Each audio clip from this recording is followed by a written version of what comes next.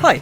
So last year, me and him travelled all the way up to Manchester for our rags to riches journey to watch the team I'd grown up supporting my whole life, Manchester United. Now I get a lot of stick for supporting United and not living there, but the reality is the EPL is so big these days that there are fans all over the world that would have to travel far and wide just to see their team play.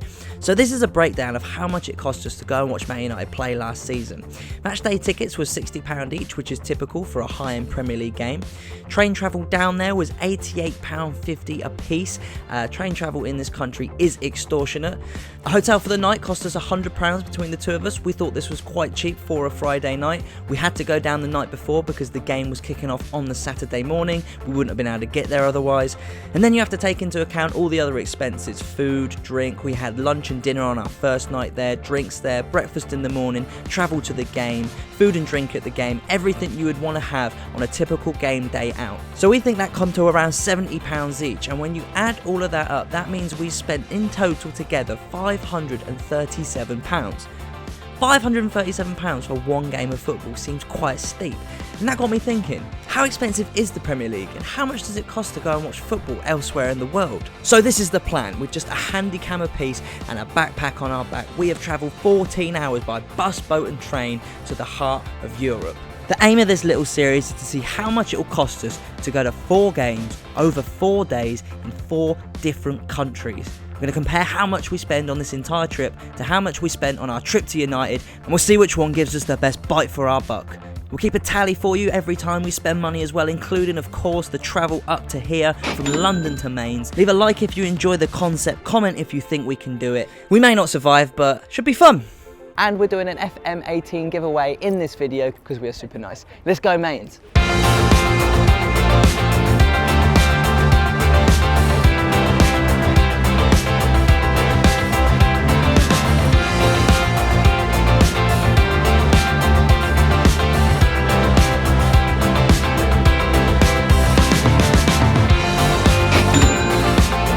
At the end of the day, when I'm grey and old and I look back at the Manchester United experience, I'm only going to remember the game, the atmosphere, the occasion.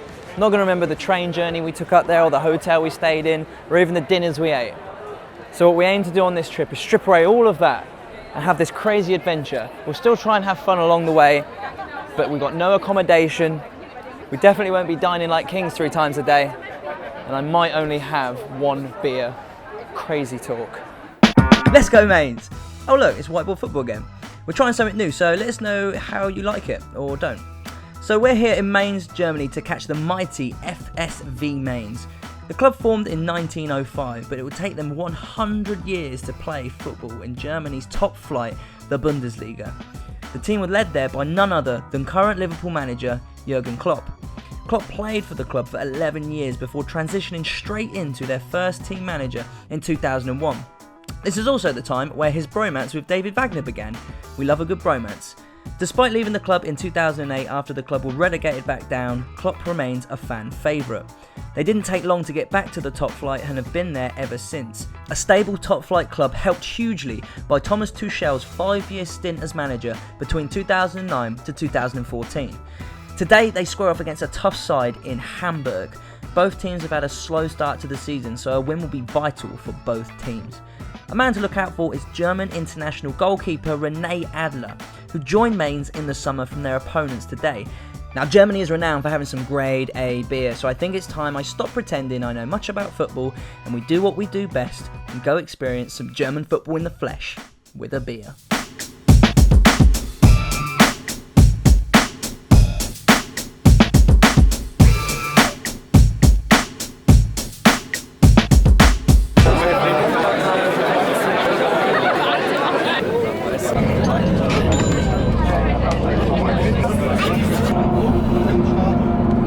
What a setting for football though, am I right?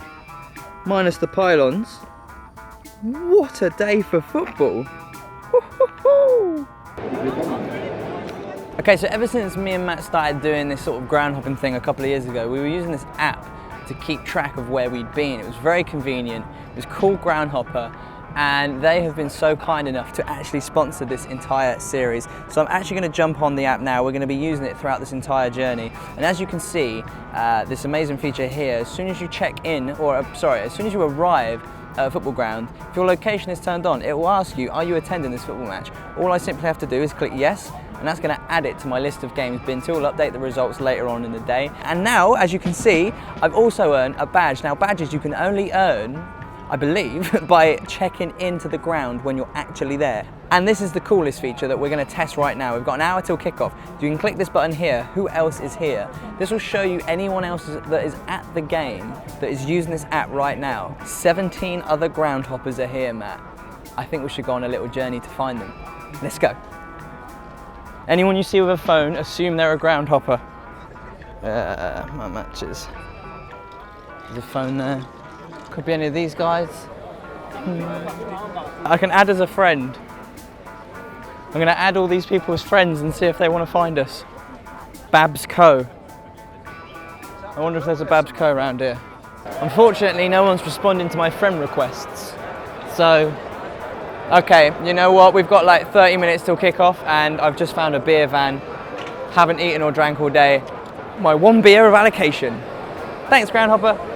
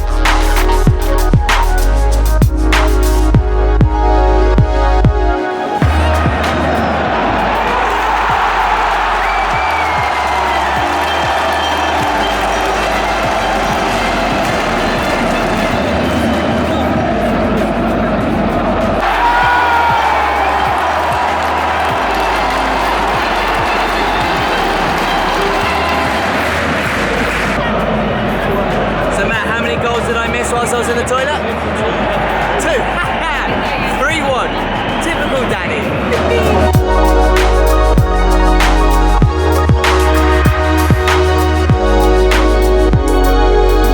So the game is over. It's actually ended 3-2. So I missed 4 of the 5 goals today. Great stuff. We did not anticipate today being as hard as it was. 23-degree heat. I was anticipating a lot less than that, and just the general travelling, but the day is not over, as is not the series, so it's day 1 of 4.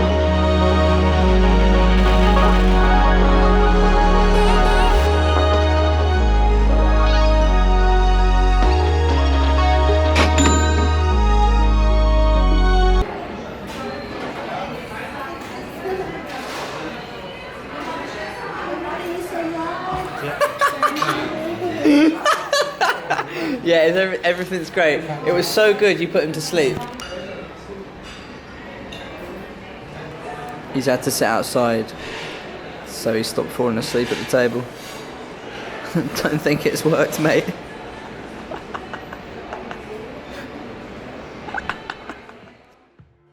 Yeah, you could probably tell we're quite, we're about out of it. We did not anticipate the trip being so exhausting. We're only day 1 of 4. We're not getting a hotel, no Airbnb, we are waiting it out. We've got an hour until our bus picks us up. It's 1 o'clock in the morning to our next destination in Europe.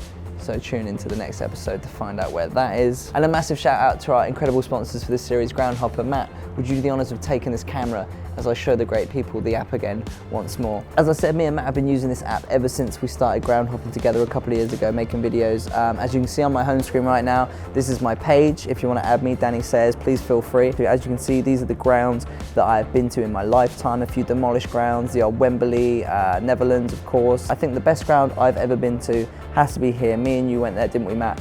Last year.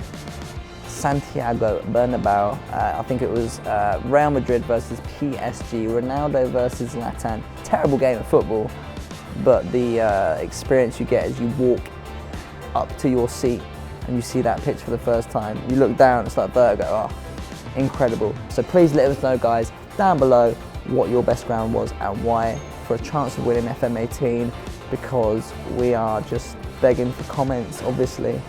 You can tell we're knackered. We're going to be using this app throughout the rest of the series. It's going to be our bread and butter, so we'll give you more details on how to use it and what the features are. But yeah,